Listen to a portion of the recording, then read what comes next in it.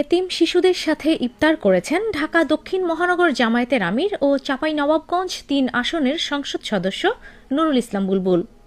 রবিবার ২২ ফেব্রুয়ারি বিকেলে চাঁপাইনবাবগঞ্জ জেলা শহরের একটি হোটেলে তিনি এই ইফতার করেন।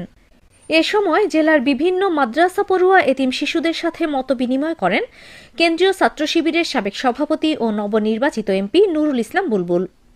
বাংলাদেশ জামায়াতে ইসলামী চাঁপাইনবাবগঞ্জ পৌরসভার আয়োজনে অনুষ্ঠিত ইফতার মাহফিলে প্রধান অতিথি ছিলেন নুরুল ইসলাম বুলবুল।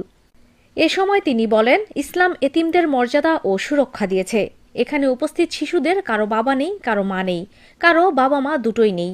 এমন অবস্থায় অভাবে অনাদরে বড় হওয়াটা কষ্টের, এটাই স্বাভাবিক। অনেক মাদ্রাসা তাদেরকে দায়িত্ব নিয়ে মানুষের মতো মানুষ করার জন্য বিভিন্ন রকম কার্যক্রম পরিচালনা করছে। এরপরেও বাবা মায়ের অভাব পূরণ করা কোনোভাবেই সম্ভব নয়, যার কারণেই এতিম শিশুদের সুরক্ষা দিয়েছে ইসলাম এবং তাদেরকে সম্মান দিয়েছে। তিনি আরও বলেন, আল্লাহ রাসূল সাল্লাল্লাহু আলাইহি ওয়াসাল্লাম বলেছেন, আমি ও এতিমরা পাশাপাশি জান্নাতে অবস্থান করব।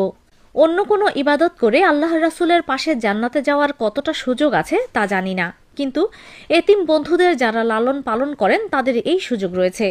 এতিম শিশুদের পাশে দাঁড়ানো, তাদের সহযোগিতা করা একটি গুরুত্বপূর্ণ দায়িত্ব।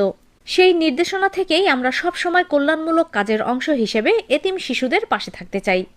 জামায়াত নেতা নুরুল ইসলাম বুলবুল বলেন, আশা করি তারা দুনিয়ায় সমাজ ও রাষ্ট্র পরিচালনায় মূল ধারায় অংশগ্রহণ করবে এবং আখিরাতেও তারা আল্লাহর প্রিয় বান্দা হিসেবে গড়ে তুলবে। আমরা তাদেরকে দুনিয়া ও আখিরাতের উপযোগী হিসেবে গড়ে তুলতে চাই। যে সমস্ত প্রতিষ্ঠানে এতিম শিশুদের লালন পালন করা হয় তাদের প্রতি অনুরোধ রইল তারা যেন এতিমদের প্রতি যথাযথ খেয়াল রাখেন।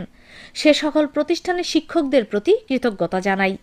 চাঁপাইনবাবগঞ্জ পৌর জামায়াতের আমির হাফেজ গোলাম রব্বানীর সভাপতিত্বে এ সময় আরও উপস্থিত ছিলেন জামায়াতের কেন্দ্রীয় কর্মপরিষদের সদস্য ও সাবেক মেয়র নজরুল ইসলাম, রফিকুল ইসলাম, জেলা জামায়াতের আমির আবু জার গিফারি, সেক্রেটারি আবু বকর সহ জামায়াতের বিভিন্ন স্তরের নেতৃবৃন্দ।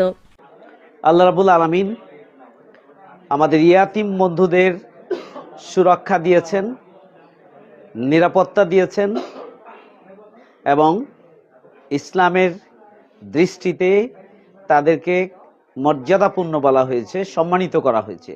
সুরক্ষা এবং সম্মান দুই দিক থেকেই আমাদের ইয়াতিম বন্ধুরা